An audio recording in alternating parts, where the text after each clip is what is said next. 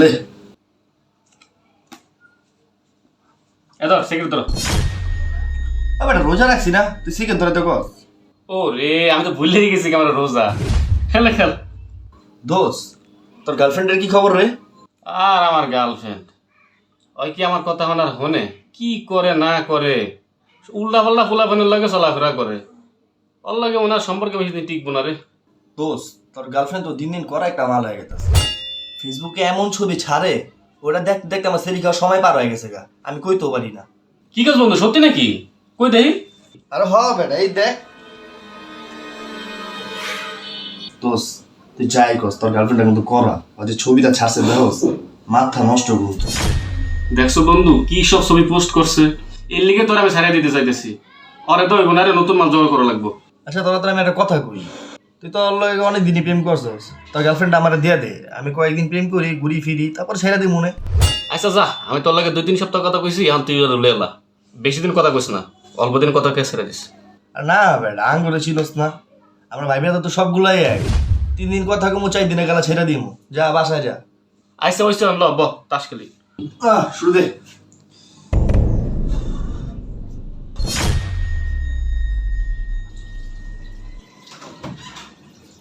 আরে শালা, বাইরে যে কি গরম, রোজা রাইখা এই গরমে ঘোরা যায়? কিরে ইমরান ব,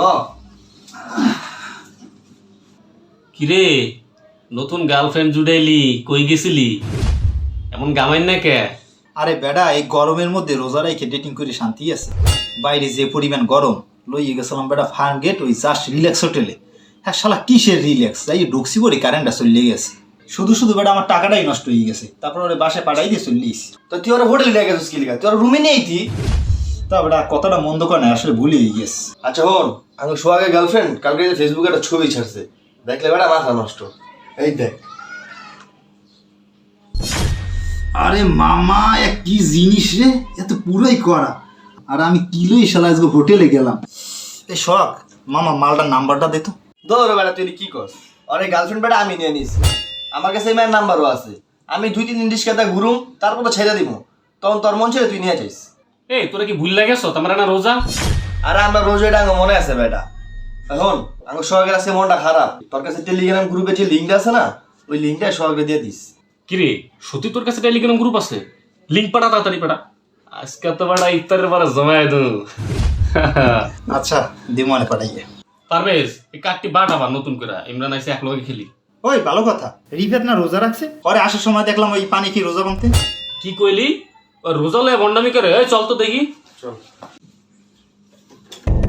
কিরে রিফাত, রোজা থেকে তুই বন্ডামি করস? কি ভাই, আমি কি ভণ্ডামি করছি? তুই একটু আগে না বেশি পানি খেলি, তুই রোজা ভাঙছিস? না ভাই, আমি তো রোজা ভাঙি নাই। তো তুই রোজা না ভাঙলো, একদিন হুদাই দেখছি তুই পানি খাইতেছস, আর তুই কি বুঝাস আঙ্গুরে? তুই আঙ্গুর সামনে কস রোজা রাখছিস, পিছন দিয়ে পানি খাস। ভাই আপনারা তো আমার বড়, আমি আপনাদের কিছু কথা বলবো, কিছু মনে করেন না। ভাই আমি আমার চোখের হেফাজত করতে জানি, আপনাদের মতো অশ্লীল ভিডিও দেখি না। আমি আমার মুখেরও হেফাজত করতে জানি, আপনাদের মতো কখনো কারো গীবত গাই না, কাউকে গালিগালাজ করি না। আমি আমার হাতেরও হেফাজত করতে জানি, আমার হাত দিয়ে কাউকে ক্ষতি করি না। আপনারা কি মনে করেন না খেয়ে থাকলেই রোজা হয়ে যায়?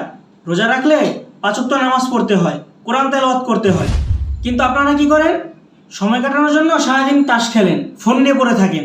আরেকটা কথা ইমরান ভাই, তখন আমি পানি খাই নাই, নামাজ পড়ার জন্য অজু করছি। ভাই আমি আপনাদের ছোট, আশা করি আমার কথা আপনারা বুঝতে পারছেন। এখন ইফতারের সময় হয়ে যাচ্ছে, আমি ইফতার রেডি করি।